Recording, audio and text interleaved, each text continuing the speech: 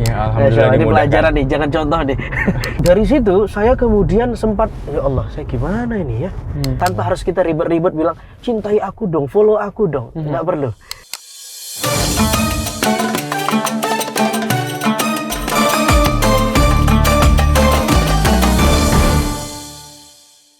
Assalamualaikum warahmatullahi wabarakatuh, sahabat Religiwan dan juga sahabat TV One News. Selamat datang di Nyopirin Ustadz bareng saya Rizky Darmansyah. Kali ini kita akan ngobrol lagi dengan salah satu ustadz yang pasti sudah nggak asing lagi buat sahabat Religiwan dan juga sahabat TV One News. Sekaligus nyopirin beliau ini ke lokasi Damai Indonesiaku TV One. Nah, kita akan ngobrolin apa aja nanti.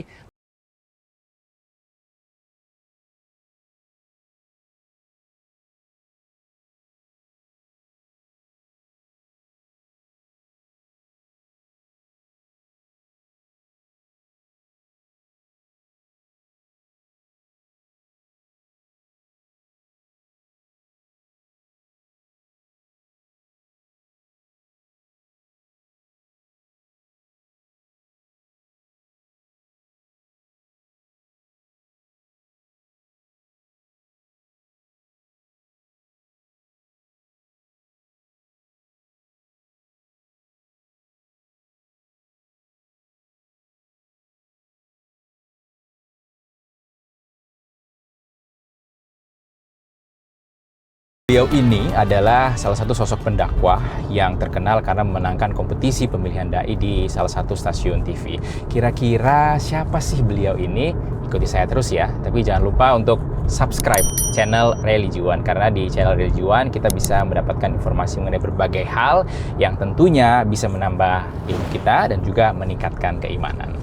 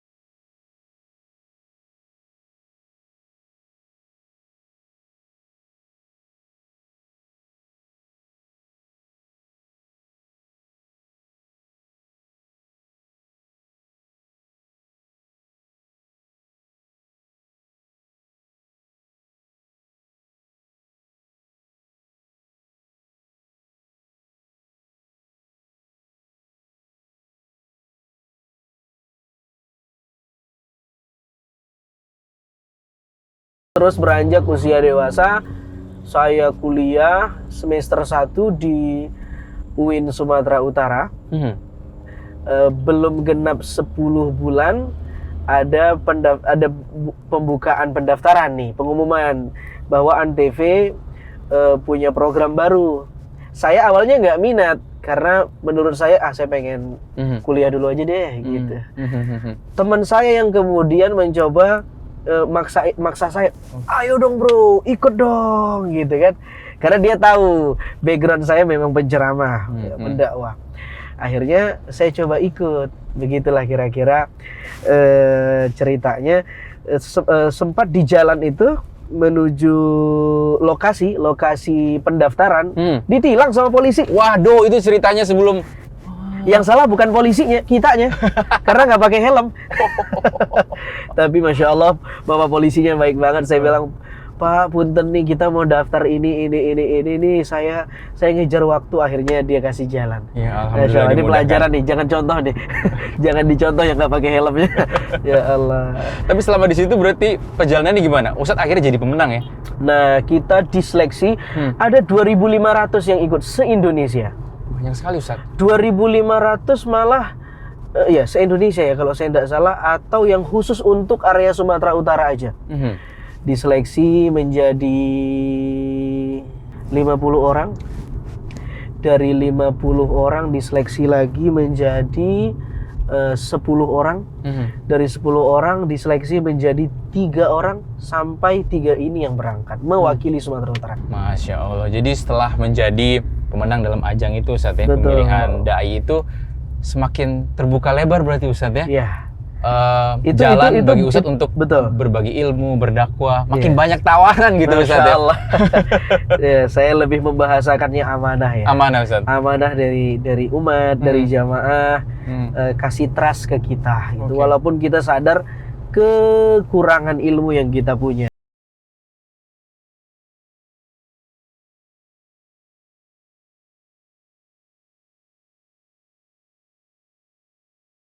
Lazari, gimana awal mula ini tampil di TV One? Mungkin boleh diceritakan ya, awalnya di Damai Indonesia kok Ustadz ya? Betul. Jadi setelah dari Antv, Ya. saya di follow up justru sama TV One yang memang masih satu grup kan. Iya. Program maskot religinya kan Damai Indonesiaku Masya Allah. tuh. Nah, awalnya bermula ketika almarhum Ustadz Jeffrey Al-Bukhari meninggal dunia, UJ. Saya dan teman-teman ustadz yang lain, komunitas ustadz yang lain, kita datanglah takziah di malam pertama, kedua, ketiga. Saya memberi tausiah juga di sana. Nah, hadir juga di sana beberapa teman-teman yang meng-create acara Damai Indonesiaku, termasuk produsernya gitu kan. Nah, mungkin sampailah berita ini. Akhirnya saya silaturahim, tektokan sama produser. Akhirnya saya diamanahkan sama si produser ini untuk dikasih stage ya di Damai Indonesiaku. Momennya Ramadan kalau saya waktu itu. Masya Allah. Masih ingat? Usia saya waktu itu Mas 19 tahun. Masya Allah, berarti menjadi salah satu ustadz yang paling muda. Iya, jadi kalau dilihat komposisi narasumber yang ngisi di situ, saya paling muda. Saya pantaran anak beliau-beliau itu, narasumber yang lain sampai sekarang saya paling muda gitu. Ya Allah ya Karim. Dan sampai sekarang berarti sudah hampir 10 tahun kurang lebih saya di TV One, di Damai Indonesiaku. Oke, Masya Allah. Apa yang paling membekas gitu saat pertama kali tampil di TV One, khususnya di program Damai Indonesiaku itu? Jadi Damai Indonesiaku itu kalau boleh dikasih bocoran nih Mas Rizky, itu salah satu program religi yang menjadi banyak obsesi para ustadz. Masya Allah. Antara lain karena program itu betul-betul menjadi prototipe program religi.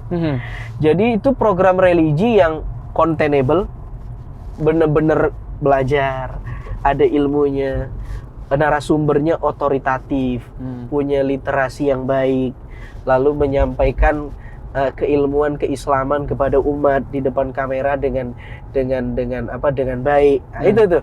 Sehingga teman-teman ustadz juga itu pengennya ya bisa dakwah di sana. Termasuk saya di usia muda waktu itu ya Allah, kapan ya saya bisa dakwah di sini ya? Masya Allah. Menyapa masyarakat lebih luas gitu ya. Itu keinginan Azhari Nasution muda. Udah dikabulkan langsung oleh Allah Subhanahu wa taala. Alhamdulillah di usia yang baru 19 tahun masih sangat belia. Awalnya saya jadi penonton. Jadi di mana ada live Damai TV One saya ikut nimbrung. Tapi oleh IP-nya yang juga host waktu itu dan produsernya dari penonton menjadi pengisi acara. Saya disuruh, monggo Ustaz duduk di depan. Mereka tahu saya keluaran Antv juara 1 di depan, tapi belum dikasih tausiah. Oke. Saya memaklumi itu karena usia saya yang sangat rentan, masih muda. Sementara ini program bukan program kaleng-kaleng nih. Ini udah perahu gede nih. Damai Indonesiaku. Kalau di usia muda ada anak muda berbicara tentang agama yang sensitif, kalau salah-salah ngomong, salah diksi itu kan bisa berbahaya. Ya.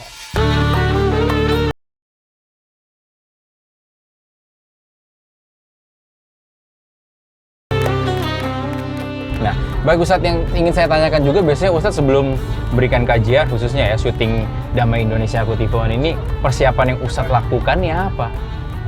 Nah, saya termasuk orang yang preparing banget setiap saya pengen tausiah. Bukan hanya di Damai TV One. Kalau Ustadz selalu saya lihat kemana-mana bawa buku Ustadz ya? Bawa buku, bawa kitab. Jadi di mobil juga saya siapkan beberapa referensi. Karena setelah saya dari dai muda, alhamdulillah menang begitu Mas Rizky. Iya, alhamdulillah. Saya datang ke salah seorang ulama besar, Masya Allah. ahli tafsir, Profesor Dr. Quraisy Shihab. Masya Allah. Saya tanya ke beliau, Prof, saya ini masih muda, ternyata diamanahkan juara 1 di ajang pencarian bakat religi ini di Antv. Tolong nasihati saya, kira-kira apa yang harus saya lakukan? Beliau cuma jawab begini, belajar dulu sebelum menyampaikan.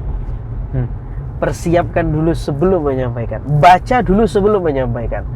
Saya pun, kata beliau, seumur saya, kita tahu beliau sudah malang melintang kemana-mana. Iya, Ustaz. Untuk menyampaikan sesuatu, saya baca buku dulu, baru saya tausiah. Nah, itu jadi patokan saya dulu. Ini sampai sekarang terus Sampai Ustaz sekarang. ingat ya? Jadi patokan saya. Akhirnya saya kemana saya mau ngisi, saya harus baca dulu. Sampai sekarang. Dan gara-gara itu bakat saya tersalurkan, tidak hanya ngomong, saya juga seorang penulis. Masya Allah. Jadi saya juga menulis.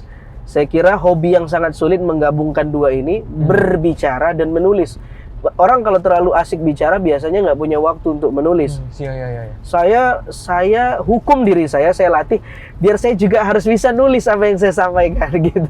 Ya, Ustadz. Nah, yang ingin saya tanyakan juga Ustadz, ini kan Ustadz Azhari Nasution, tentu asalnya dari Sumatera Ustadz. Betul. Dari Medan, bener ya? Betul. Ayah Mandailing, ibu Aceh Melayu, istri Betawi Sunda. Jadi udah campur-campur. Oh, istri Betawi Sunda, Masya Allah. Tapi kok kayaknya Ustadz ini fasih sekali berbahasa Jawa. Bahkan kadang agak mendok Ustadz. Oh iya. Saya beberapa tausiah memang suka jenengan gitu ya. Iya. Sampean kelihatannya memang Jawa banget. Memang saya kalau di Jakarta, di Sumatera Nasution, tapi kalau lagi ceramah Jawa Timur nama saya dirubah Nasutiono.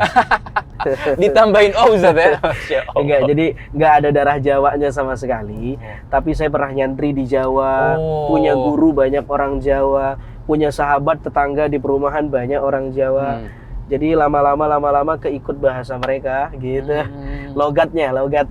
Padahal sama sekali nggak ada darah Jawa.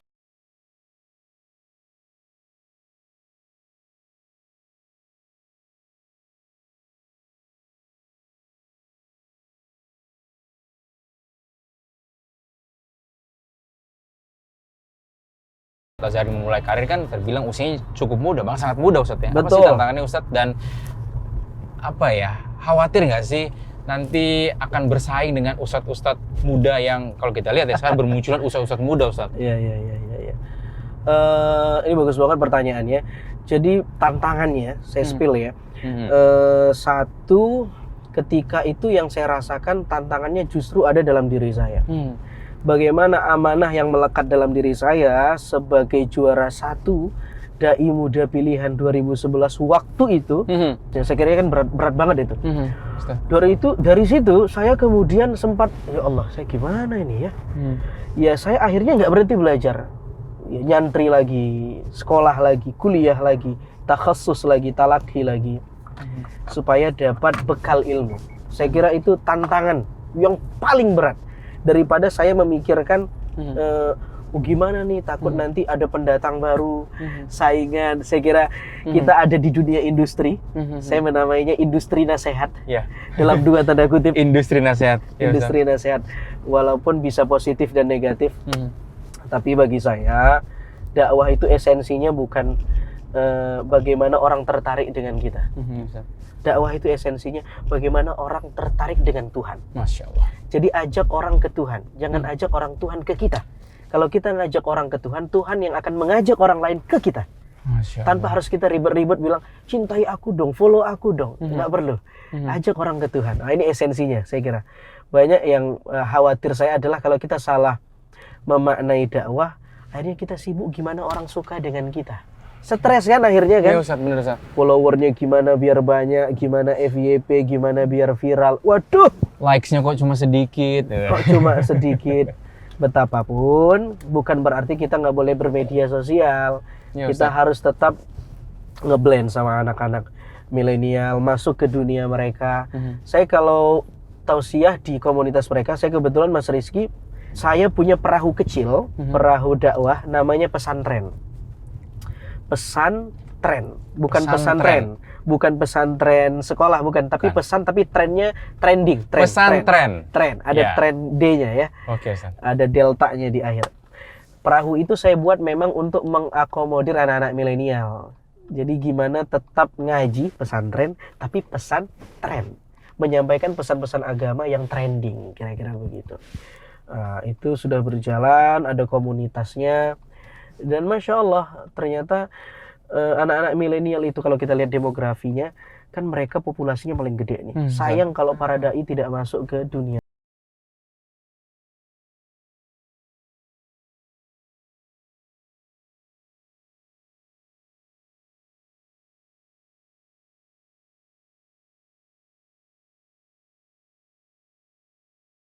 Kajian Ustaz ya dengan Masya Allah, tema. makasih ya udah dianterin. Wih, sama-sama Ustadz. Ya, Ustadz akan memberikan kajian yang temanya puasa menjadikan diri kita untuk tidak serakah. Karena kita Betul. tahu kalau puasa itu kita menahan hawa nafsu Ustadz ya. Betul. Menahan segala hal yang membatalkan puasa juga. Sebenarnya apa sih Ustadz hubungannya antara puasa dan juga serakah ini Ustadz? Iya. Oke.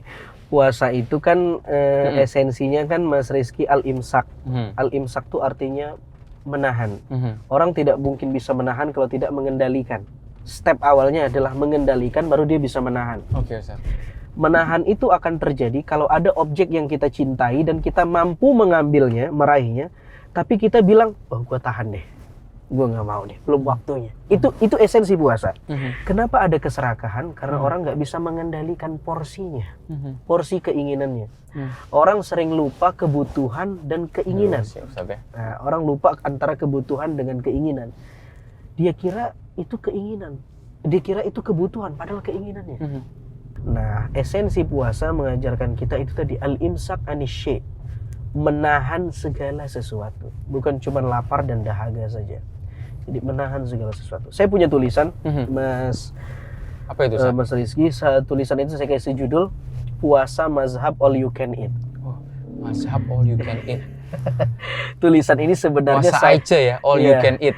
Saya tulis waktu saya flight dari Jakarta ke Medan waktu itu. Jadi di situ saya mengkritik cara saya berpuasa. Banyak orang, termasuk saya, kita puasanya masih puasa fisik. Puasa fisik itu adalah puasa yang titik tekannya menahan lapar dan haus doang. Konsekuensinya setelah dia buka puasa, dia bukan seperti orang lapar tapi kelaparan. Semua dia coba. Tidak kontrol. Nggak kontrol. Itu serakah tadi kan. Kalau kita masuk ke tempat-tempat kuliner yang mengusung mazhab all you can eat itu, saya pernah masuk, saya kok nggak bisa membedakan ya, saya ini orang berkecukupan atau orang kaya ya. Karena semua orang di sana sama, mengambil sebanyak-banyaknya dengan waktu yang dibatasi. Kata Al-Ghazali, kalau ada orang ketika buka puasa dia memakan apapun yang nggak boleh dia makan di siang hari, sebenarnya dia bukan puasa, tapi pindah jam makan. Ini kritiknya Al-Ghazali. Al-Ghazali ini salah satu dokter ruhani. Itu soal puasa, dan penting nih dicatat, puasa melatih kita menahan lapar. Lapar itu jalan spiritual, mendekatkan diri pada Tuhan. Harusnya kalau melatih lapar, berbuka, makanlah secukupnya, jangan serakah. Tapi realitanya kan kalau kita berbuka seperti kelaparan. Iya, Ustaz. Semuanya kita makan. Apa ya, kayak kalau biasa yang kita kenal tuh Ustaz, sebutannya lapar mata kadang-kadang Ustaz ya. Lapar mata. Jadi Masya Allah, makanya itu ada hadis Nabi ya Mas Rizky ya. Kata Nabi begini tuh, asyamu junnah. Puasa itu perisai. Dia bisa melindungi kita dari hal-hal yang negatif. Jadi puasa itu portal dari godaan setan. Kata Nabi, fa in sabbahu ahadun aw qatalahu falyaqul. Kalau ada orang yang pancing emosi kamu ketika kamu berpuasa, katakan dalam diri kamu, inni shaim. Saya melakoni puasa. Saya nggak mau berantem. Ini menarik kata-kata ini Mas Rizky. Saya pengen spill di sini. Inni shaim, orang banyak menerjemahkan saya sedang berpuasa. Bukan itu terjemahannya. Shaim itu dalam bahasa Arab disebut dengan isim fa'il. Isim fa'il dalam grammar disebut dengan noun, bukan verb. Bukan kata kerja. Bukan tapi kata noun. kerja, tapi kata benda. Kata benda itu tidak terikat dengan waktu. Kalau verb itu terikat dengan waktu. Inni shaim itu noun, bukan verb. Dia tidak terikat dengan waktu. Ya, Kita Ustaz. sering komplain ke Nabi, kata Nabi puasa itu buat orang nggak marah. Tapi kok masih ada aja orang yang puasa tapi suka marah-marah. Suka ngomel-ngomel.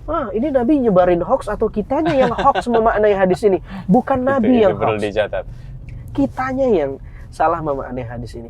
Nabi bilang ini shaim. Shaim itu artinya bukan aku sedang berpuasa, bukan.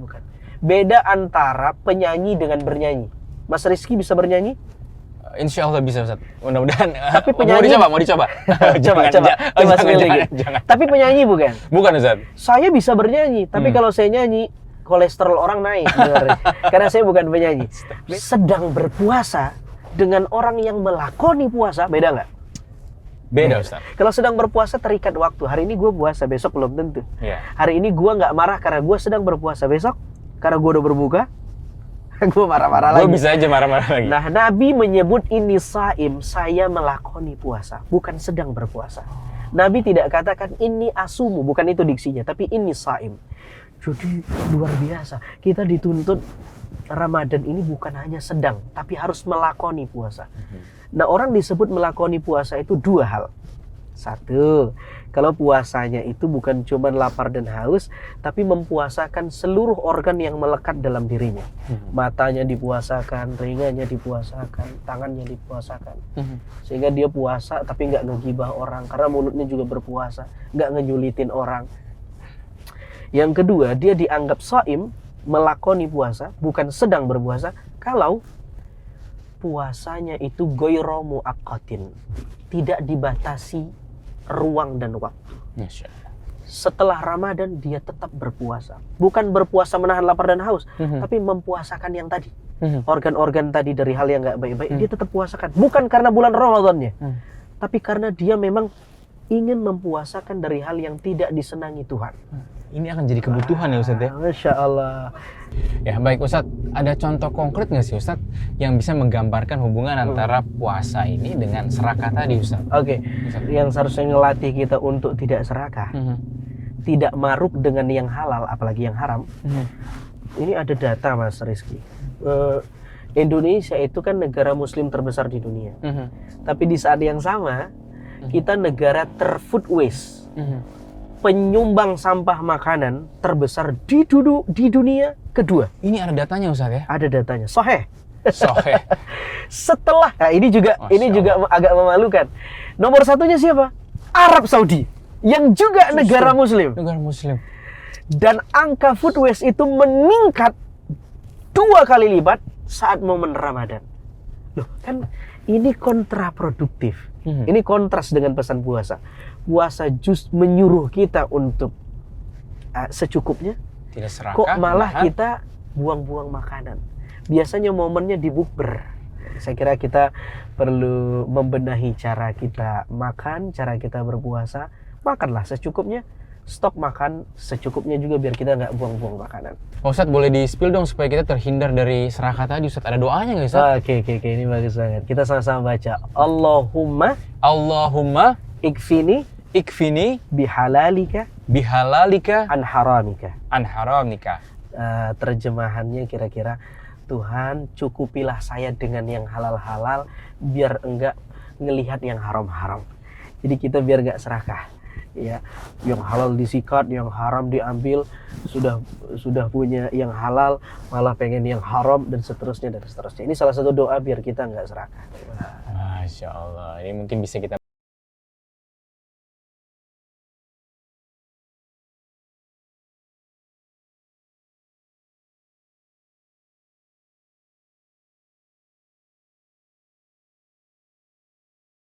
Indonesiaku di Masjid Al-Ikhlas, Betul. Katulampa, Bogor, Jawa Barat, Ustadz ya. Ustadz kayaknya sudah siap banget ini untuk memberikan Ya, kajian Ustadz ya. ini saya kesekian kali, kayaknya udah ketiga kali saya ke masjid ini live sama TV One nih. Masya Allah, luar biasa.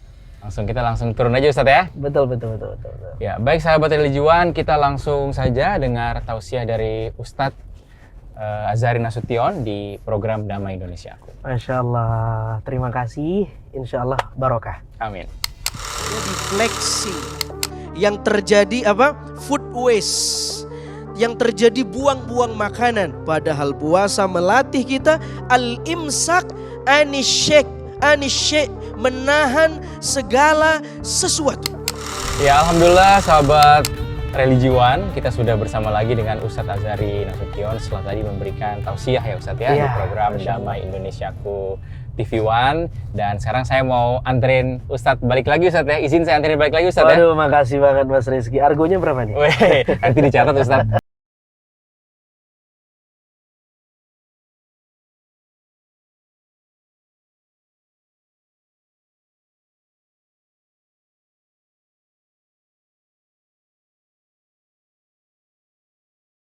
Seneng, bahagia bisa ketemu sama jamaah.